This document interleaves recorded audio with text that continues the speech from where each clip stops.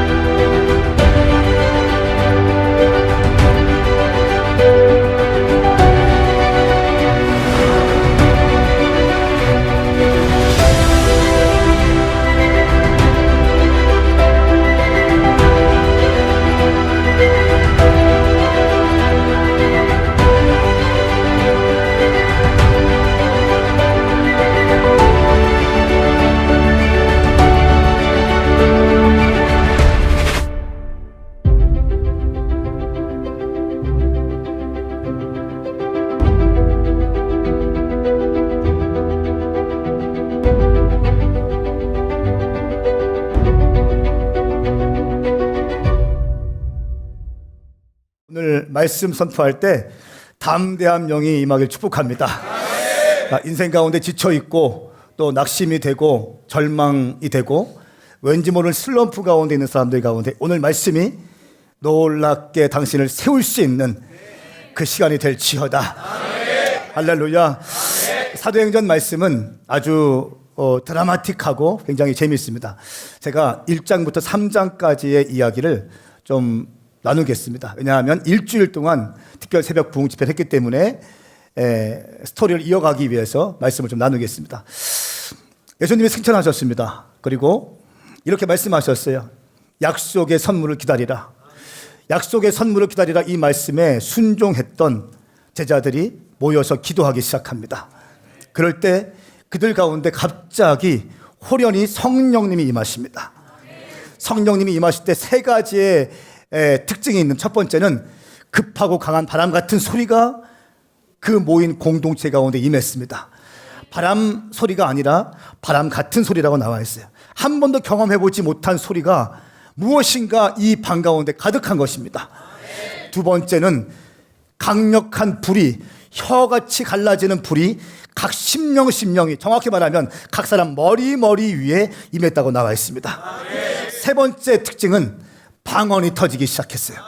근데 그 방언은 사람들이 알아들을 수 있는 각 언어 체계를 갖춘 방언이 터졌는데 그 방언을 듣고 예루살렘 절기를 준비하러 왔던 15개 국가에서 다 왔는데 그 사람들이 알기 시작하는 거예요. 이 사람들이 우리 언어를 모르는 사람인데 우리의 언어로 하나님의 큰 일을 말하는구나. 할렐루야. 성령 받은 사람 어떤 특징이 있는가? 성령을 받으면 하나님의 비전이 부어져요. 하나님의 비전이 부어지면 하나님을 선포할 수밖에 없는 것이고 그 비전을 선포할 수밖에 없는 것입니다.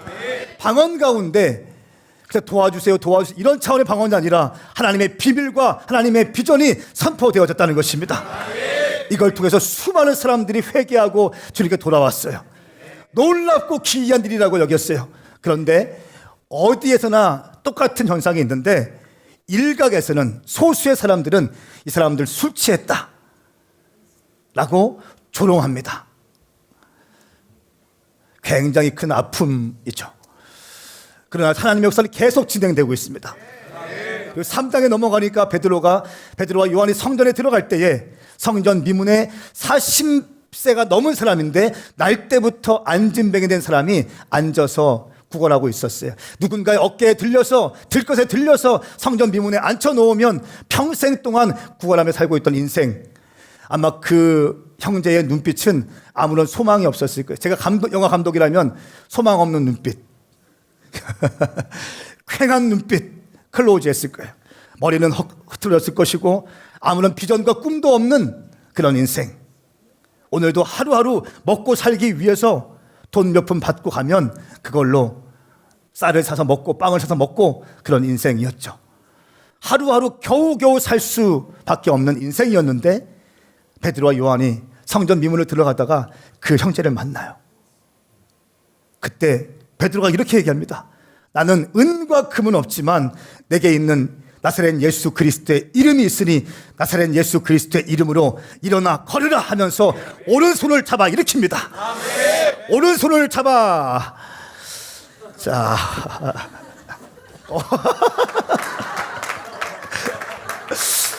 우리가 안 맞춰봤는데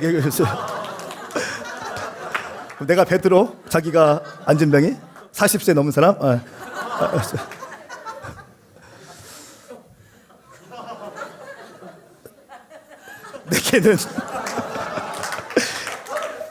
내게는 은과 금이 없습니다. 그러나 내게 있는 나사렛 예수 그리스도의 이름이 있습니다. 나사렛 예수 그리스도의 이름으로 명하노니 일어나 걸으라 하면서 걷기도 하고 뛰기도 하고 더 놀라운 사실은 성전 언저리에 있던 사람이 성전 안에 들어갑니다. 하나님의 임재 가운데 들어오는 사람이었어요. 육체의 질병이 있으면 성전에 못 들어갑니다. 그래서 치유받았기 때문에 성전에 들어가서 하나님을 찬미합니다.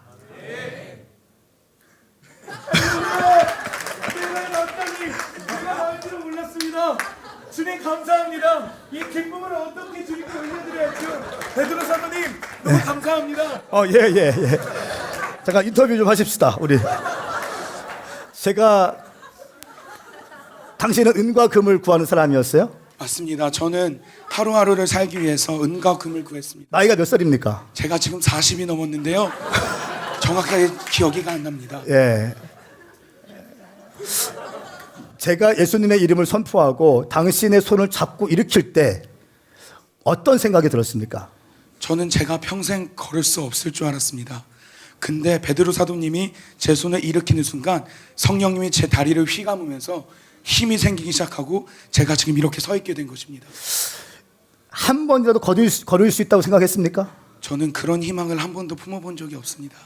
저는 제가 평생 동안 이렇게 빌어먹으면서 그냥 사람들에게 구걸만 할 줄 알았습니다. 그냥 은혜가 돼. 박수 한번 주십시오. 여러분, 제가 이게 짜고 한 게 아니라 사전에 얘기도 없었어요. 저희가 보통 큐시트를 다 짜고 하는데 이런 거 그냥 하는데 은사가 이 독특합니다. 오죽 은사가 있어. 제가 당신 유튜버 하라고. 지금 유튜버 하고 있습니다. 이게 굉장합니다. 그래서 베드로가 누워있던 40세가 된 사람의 오른손을 잡아서 일으키는 순간 정체되었던 생각들이 깨어지기 시작하는 거예요. 소망이 없던 인생 가운데 나도 걸을 수 있구나 라고 하는 믿음이 부어지는 것입니다. 오늘 당신 가운데 살 소망이 없던 인생 가운데, 지쳐있던 인생 가운데 하나님께서 살리시는 놀라운 생기가 일어날지어다. 나사렛 예수님의 이름으로 일어나 걸을지어다. 일어나 걸을지어다. 달려갈지어다. 달려갈지어다. 멈추지 말고 달려가십시오. 그리고 나서 사람이 살아났습니다. 놀라운 사건은 성전 미문에 있던 사람인데 성전 안에 들어가서 하나님을 경배했어요. 얼마나 마음의 소원이었겠어요. 나는 언제쯤 성전에 들어갈 수 있을까? 그 인생 가운데 성전에 들어가서 성전을 바라보면서 주님을 경배했어요. 그때 베드로가 놀라운 베드로인데 예수님께서 하신 사역 가운데 동일한 패턴이 있습니다. 예수님은 언제나 치유하시고 치유한 다음에 말씀을 선포하셨어요. 말씀을 선포한 다음에 말씀을 받아들인 사람 가운데 구원이 임했어요. 왜냐하면 치유는 육신의 질병은 해결할 수 있지만 영혼의 구원은 확보하지 못하기 때문에 그렇습니다. 치유가 구원을 가져올 수 없어요. 아멘 합시다. 말씀을 받아들여야 구원이 있는 것입니다. 예수님이 그리스도임을 믿어야 구원이 있는 것입니다. 예수님은 언제나 힐링 미니스트리 하시고 힐링 미니스트리 말씀을 치유하시고 그 프리칭 미니스트리 말씀을 선포하셨어요. 그것을 보고 배운 베드로가 똑같이 치유한 다음에 말씀을 선포하는데 유대인들 많이 있는데 다윗과 요엘 말씀을 끄집어내서 정확하게 말씀을 선포하고 있습니다. 그때 예수님을 받아들인 사람이 3,000명이 회개하고 세례받게 되었어요. 할렐루야. 저는 당신 인생 가운데 다시 한번 성령님의 임재하심이 오늘 이 시간에 부어질지어다. 다시 한번 그 예수님을 향한 뜨거운 열정이 부어질지어다. 이렇게 치유가 있었습니다. 그런데 문제가 있었어요. 오늘부터 이게 3장까지의 이야기가 다 이 이야기입니다. 그리고 4장부터 오늘부터는 앵글이 싹 바뀝니다. 카메라 앵글이 바뀌어서 갑자기 고난의 시즌으로 싹 바뀝니다. 이때까지는 돌파했어요. 능력이 임했습니다. 그런데 카메라 앵글이 싹 바뀌면서 고난의 현장으로 싹 바뀌어요. 왜냐하면 이를 본 사람들이 베드로와 요한을 핍박하기 시작합니다. 더 놀라운 사실은 베드로와 요한은 그 핍박과 협박 가운데 움찔움찔하지 않고 도망치지 않고 담대하게 하나님 말씀을 선포한다는 사실. 오늘이 그 말씀입니다. 담대한 크리스찬이라고 하는 이름으로 그 말씀으로 하나님 말씀 선포하겠습니다. 4장 말씀은 전체를 보시면 1장부터 22장까지가 담대하게 고난 중에 담대하게 복음을 증거하는 베드로의 모습이 나옵니다. 그리고 23절부터 31장까지는 1절까지는 또 두려움과 협박이 계속되는데 그때 그 두려움을 극복하기 위해서 기도로 돌파하는 모습을 보여줘요. 다음 주에 설교할 겁니다. 그리고 32절부터 37절까지는 한 마음과 한 뜻이 되어 있는 성령 공동체의 모습을 그리고 있습니다. 이 말씀은 그 다음 주에 설교할 겁니다. 오늘은 먼저 1절부터 22절까지의 말씀을 선포하겠습니다. 여러분, 담대함은 굉장히 중요합니다. 잭 윌치, 미국의 유명한 경영 전문가인 잭 윌치는 이렇게 얘기했습니다. 담대함의 가치를 강조하면서 성공으로 형통한 인생 뒤에는 반드시 담대한 용기가 있다. 성공한 모든 사람들은 반드시 담대하다.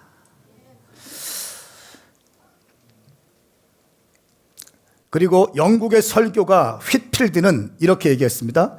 당신에게 꿈이 있다면 결코 조급하게 서두르지 마십시오. 담대함을 가지고 하나님의 때를 기다리십시오. 하나님께서 반드시 이루어 주실 것입니다. 하나님의 때를 기다리라는 거예요. 카이로스의 타이밍이 있다는 거예요. 내 힘과 능으로 안 되고 하나님께서 부어주시는, 하나님께서 바람을 불어주시는 하나님의 때가 있다는 것입니다. 그 카이로스의 때를 기다리라고 말씀하고 있습니다. 우리 먼저 1절부터 4절까지의 말씀을 함께 읽겠습니다. 시작. 베드로와 요한이 사람들에게 말하고 있는데 제사장들과 성전 경비대장과 사두기파 사람들이 나타났습니다. 그들은 두 사도가 사람들을 가르치며 예수를 들어 죽은 사람의 부활을 전파하는 것 때문에 심기가 몹시 불편했습니다. 그들은 베드로와 요한을 붙잡았습니다. 그런데 그때가 이미 저녁이었기 때문에 다음 날까지 감옥에 가둬놓았습니다. 그러나 사도들의 말씀을 들은 많은 사람들이 믿게 됐고 그리하여 믿게 된 남자의 수가 5,000명쯤으로 늘어났습니다. 아멘. 아멘.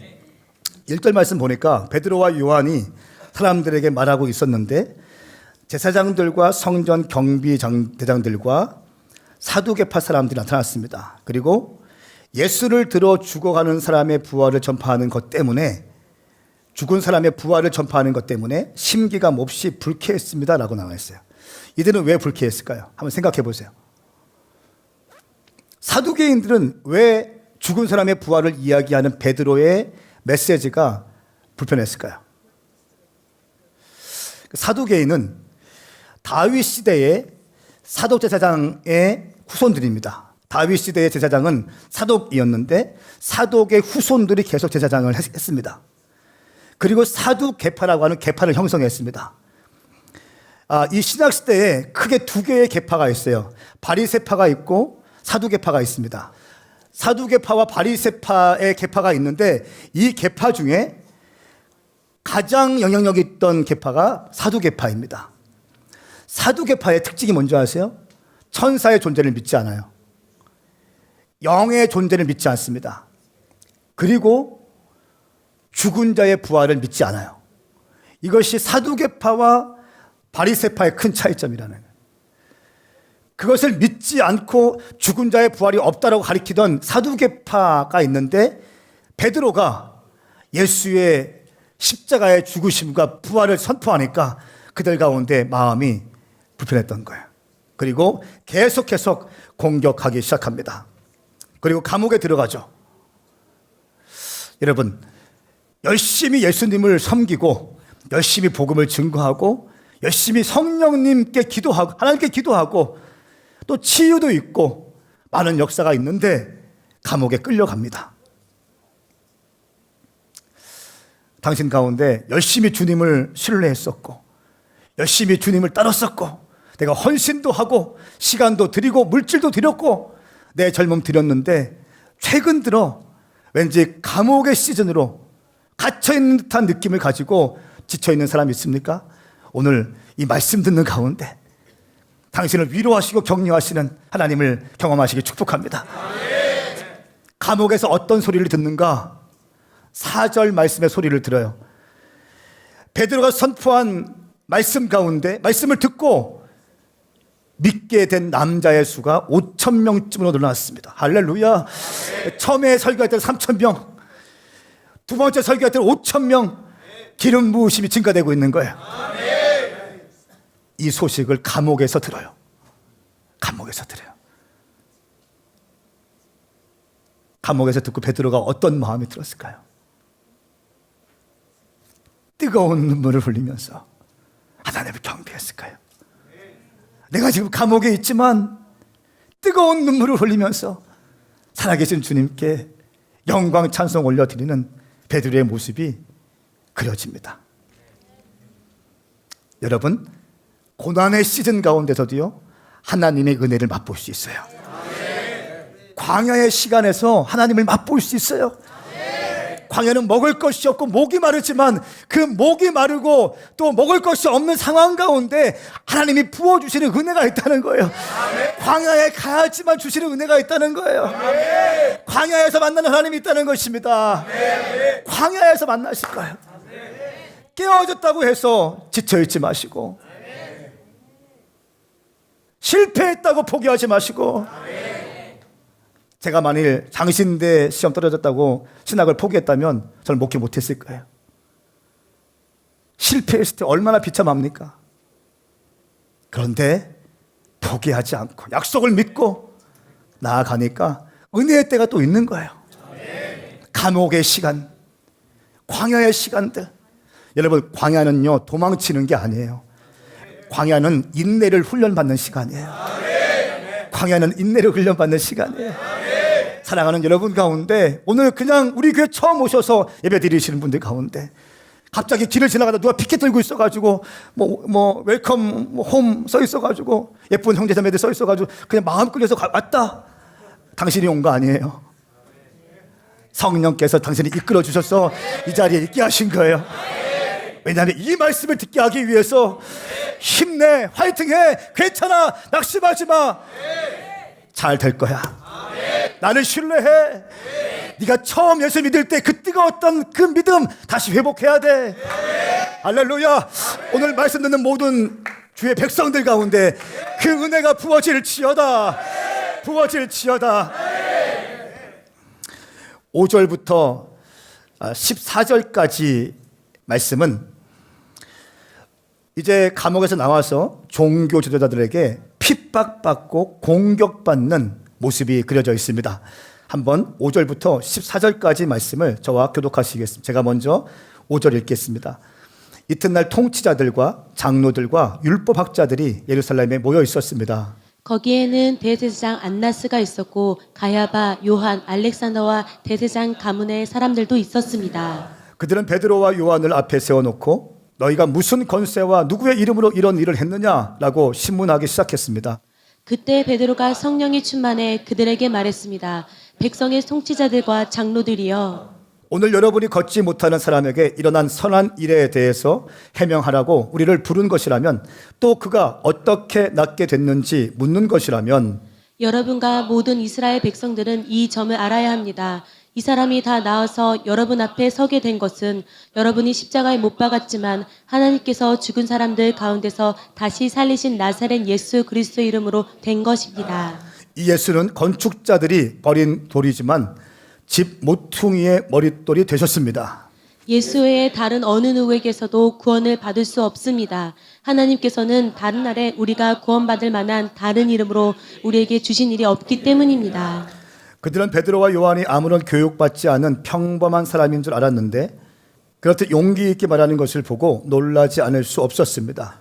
그러고는 비로소 그들이 과거에 예수와 내내 함께 있던 사람인 줄을 알게 되었습니다. 게다가 병이 나은 사람이 두 사도 곁에 서 있는 것을 보니 더 이상 할 말이 없었습니다. 아멘. 아멘. 아멘. 감옥에서 불러내어서 이제 사내들인 공회에서 신문하기 시작합니다. 5절 말씀 보니까 통치자들, 정치인들이죠. 정치인들과 장로들과 율법학자들, 많이 배운 사람들입니다. 똑똑한 사람들입니다. 예수님이 모였습니다. 거기에는 6절 말씀에 대제사장 안나스는 약 15년 이상을 대제사장직을 유지했던 어마어마한 종교의 어떤 핵심 중의 핵심입니다. 이 안나스와 그리고 가야바, 요한, 알렉산더와 같은 대제사장 출신들이 그 자리에 딱 포진하고 있는 거예요. 사내들인 공회는 정치 국회와 같은 곳입니다. 70명으로 구성되어 있습니다. 70명이 있고 대제사장들이 있고 정치가들이 딱 모여 있는 것입니다. 반원을 해서 다 있고, 그리고 베드로와 요한을 세워놓고 신문하기 시작합니다. 첫 번째 신문, 네가 무슨 권세로 이 일을 행하느냐? 네가 무슨 권세로 이 일을 하고 있느냐라고 신문합니다. 8절 말씀에 그때 베드로가 성령이 충만해 그들에게 말했습니다. 백성의 통치자들과 장로들이여. 할렐루야. 보세요. 70명이 넘는 정치인들, 군인들, 똑똑한 사람들 다 모여 있는데, 당대 최고의 석학들이 다 모여 있는데, 그때 베드로가 얘기합니다. 성령 충만해서 얘기합니다. 오늘 여러분이 걷지 못하는 사람에게 일어난 선한 일을 내게 해명한다면 난 이렇게 말하겠습니까? 이 사람이 다 나와서 여러분에게 앞에 서게 된 것은 여러분이 십자가에 못 박았지만 하나님께서 죽은 사람 가운데 살리신 나사렛 예수의 이름으로 걷게 된 것입니다. 그 예수 당신들이 못 박았죠?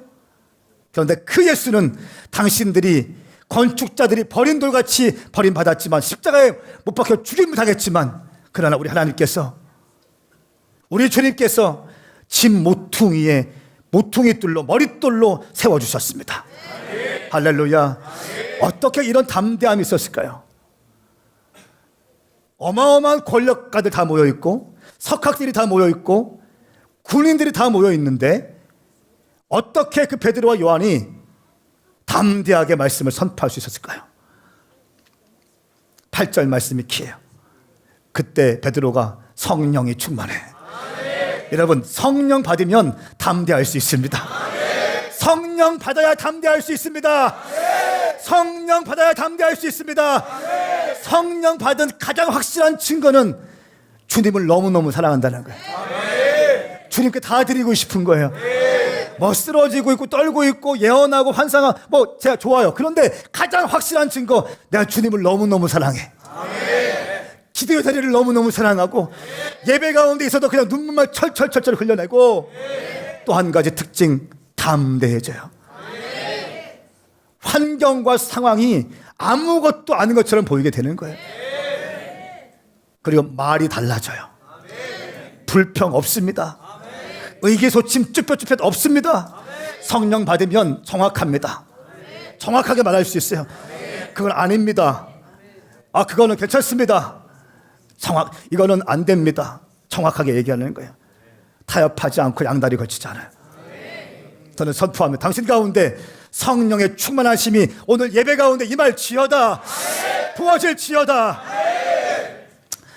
베드로가 기가 막힌 표현을 씁니다. 이 예수님은 건축자들이 버린 돌이지만 집 모퉁이의 머릿돌이 되셨습니다. 모퉁이의 머릿돌이 되었습니다. 머릿돌은 뭐냐면 건축을 할 때 당대에는 벽돌로 건축을 지었어요. 건축을 했어요. 가장 먼저 놓는 것이 머릿돌이에요. 모퉁이의 머릿돌. 그리고 이 머릿돌 위에 또 돌을 쌓는 거예요. 그리고 이 돌 옆에 또 돌을 쌓는 거예요. 그리고 집을 지어가는 것입니다. 가장 중요한 돌인 거예요. 우리 주님께서 당신이 십자가에 못 박아 죽인 예수 그리스도를 통해서 구원의 방주와 같은 어마어마한 구원의 집을 완성하셨습니다. 할렐루야. 베드로가 기가 막힌 설교를 하고 있는 거예요. 그리고 또 놀라운 말씀, 12절 말씀, 너무 중요한 말씀이기 때문에 함께 읽겠습니다. 시작. 예수 외에 다른 어느 누구에게서도 구원을 받을 수 없습니다. 하나님께서는 하늘 아래 우리가 구원받을 만한 다른 이름을 우리에게 주신 일이 없기 때문입니다. 아멘, 아멘. 예수 외에 다른 이름을 우리에게 주신 일이 없습니다. 라고 말씀하고 있습니다.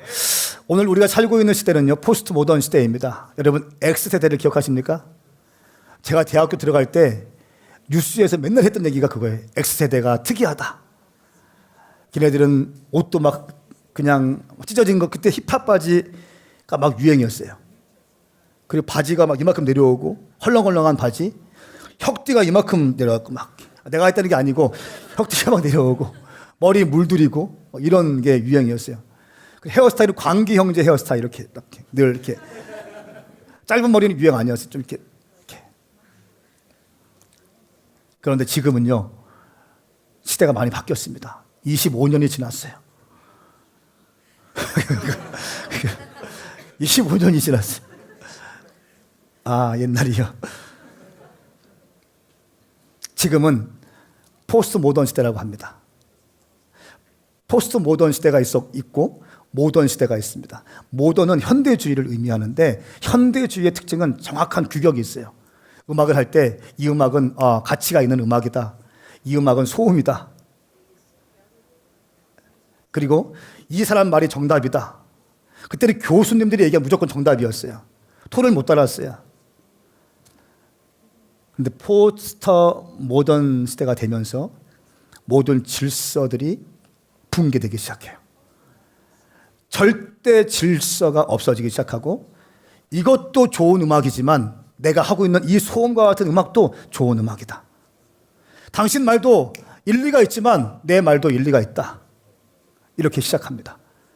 이것이 더 나아가서 예수님만 길인가?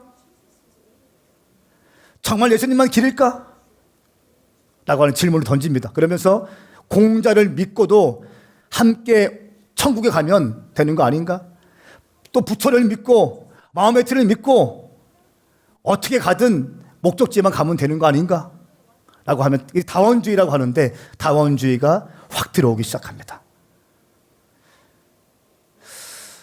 여러분, 예수 그리스도의 이름, 이 이름만이 진리입니다.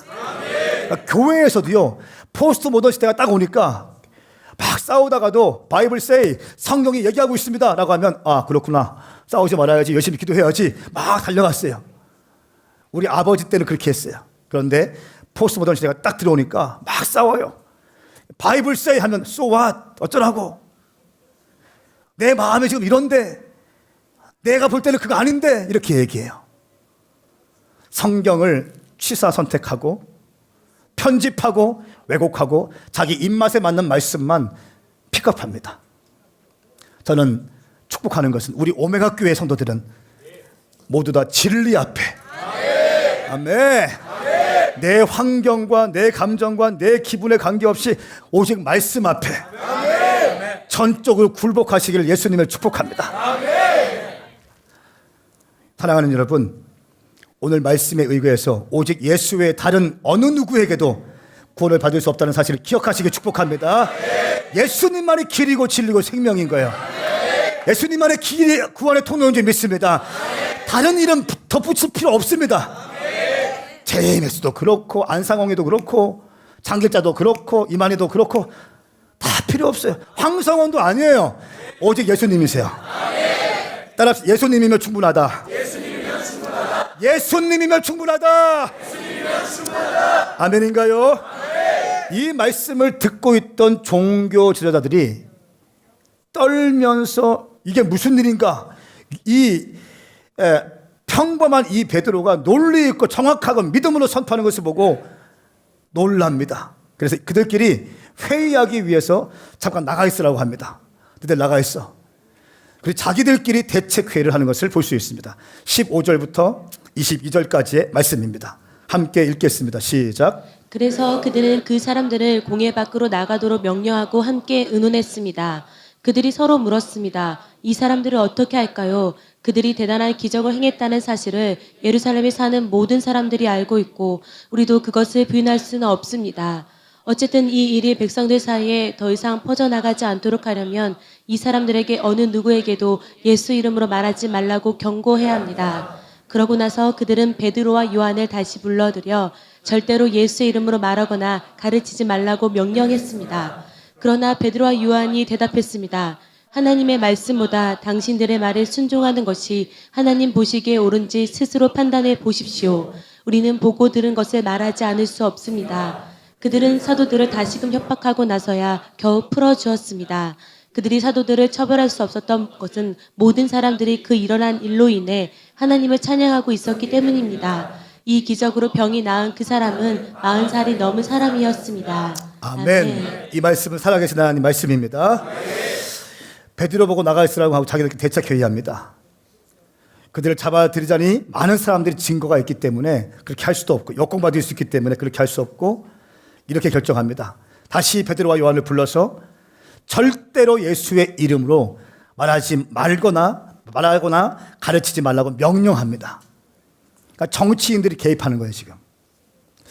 정치인들이 종교에 개입할 때 이제 여러분 시대가 자꾸 그쪽으로 가고 있습니다. 공권력이 교회를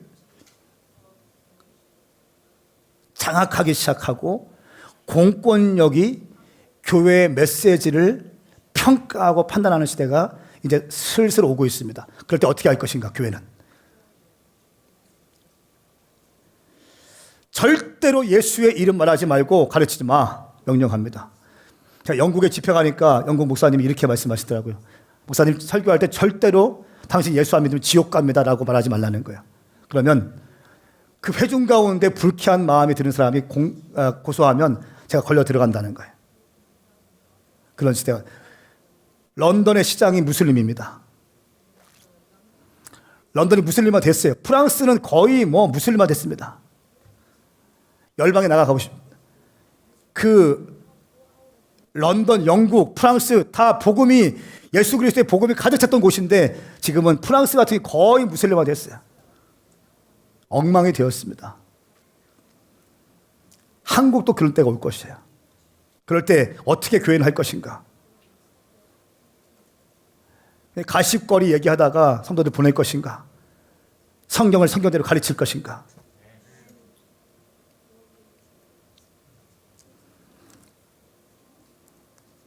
절대로 예수님의 이름을 말하거나 가르치지 말라 명령합니다. 19절 말씀. 우리가 어떻게 행해야 되는지 베드로 사도가 우리에게 가르쳐주고 있습니다. 19절 말씀 시작. 그러나 베드로와 요한이 대답했습니다. 하나님의 말씀보다 당신들의 말에 순종하는 것이 하나님 보시기에 옳은지 스스로 판단해 보십시오. 아멘, 아멘. 이 말씀을 한마디로 하면 내가 하나님을 기쁘게 할 것인가, 사람을 기쁘게 할 건가? 하나님을 기쁘게 할 것인가, 사람을 기쁘게 할 것인가?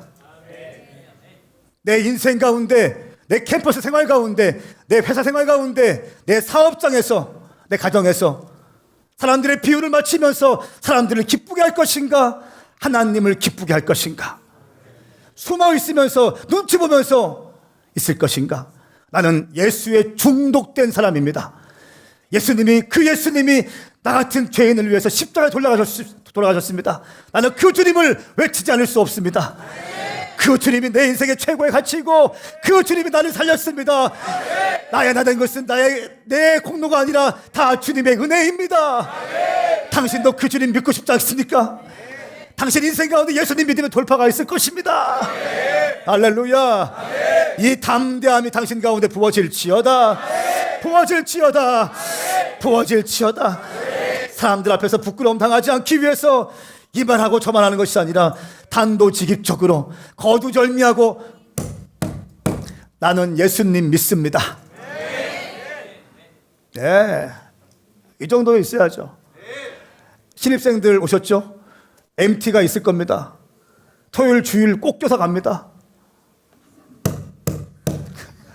나는 크리스찬이고 크리스찬은 주일날 교회 가서 예배해야 되는데 어떻게 내 종교의 자유를 침해합니까? 아멘. 아멘. 예. 나는 예수님 믿는 사람이고 무슬림들은 시간이 되면 하루에 3번씩 바로 엎드려서 이거 해요. 무릎 꿇고. 공항에서도 기도실이 다 무슬림들이 장악하고 있어요. 예? 근데 우리는 왜? 얘기할 수 있어야죠. 우리 모든 청년들 가운데 그 담대함이 부어질지어다. 그리고 20절 말씀, 우리는 보고 들은 것을 말하지 않을 수 없습니다. 나는 침묵하지 않을 것입니다.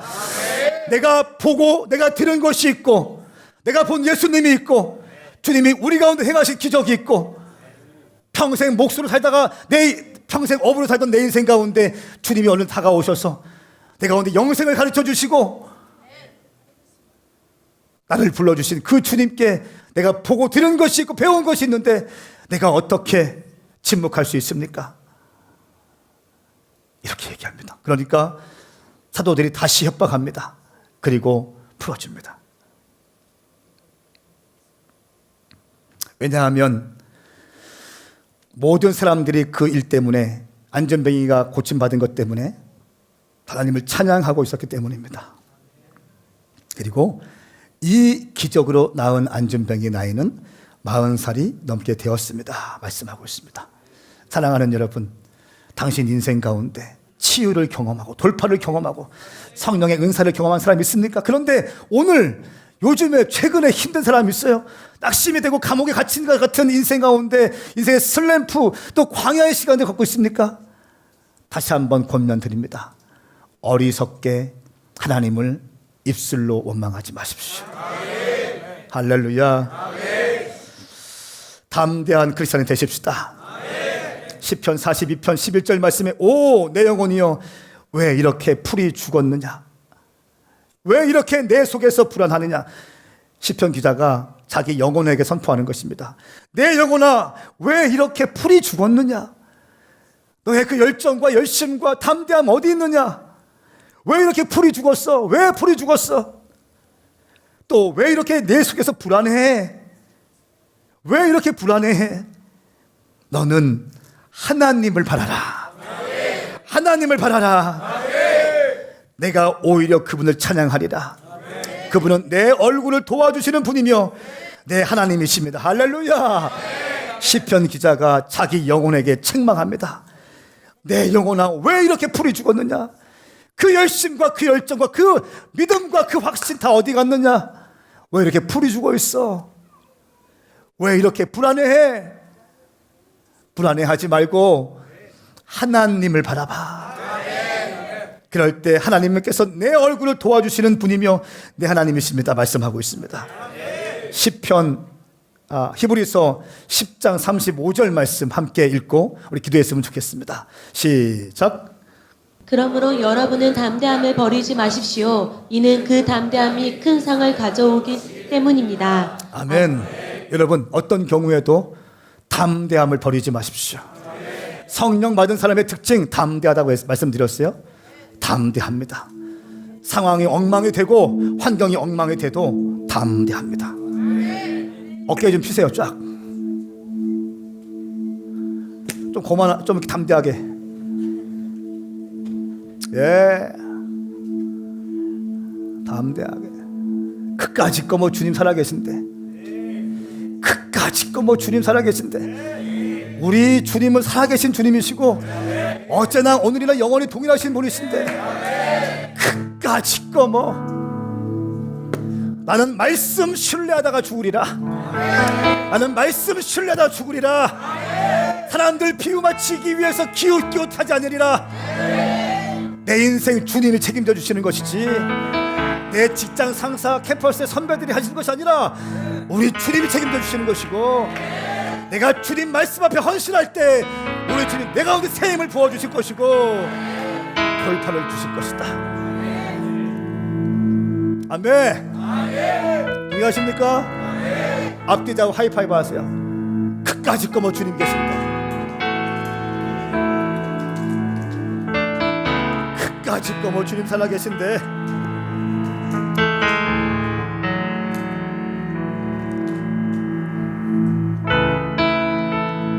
나한테 선포하세요. 나한테 오른손 들고, 내 영혼아 왜 이렇게 풀이 죽었어? 감정이입을 하세요. 왜 이렇게 풀이 죽었어? 왜 이렇게 불안해해? 까불지 말고 정신 차리고 하나님 바라봐. 하나님이 도우실 거야. 할렐루야. 함께 일어나시겠습니다. 함께 기도할 때 주님 한 가지 제목까지 기도할게요. 오늘 제목은 담대한 크리스찬입니다. 담대한 크리스찬. 담대함 오기 위해서는 성령 충만해야 되는 거예요. 성령 충만함 받기 위해서는 기도하셔야 되는 것입니다. 말씀과 기도와 전도 그리고 사랑 내 가운데 부어주시옵소서.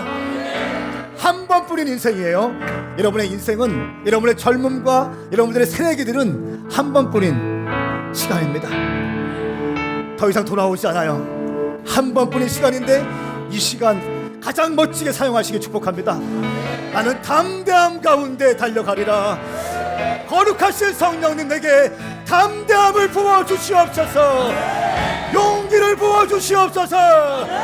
우리 주의 이름 삼창에 치고 기도합시다.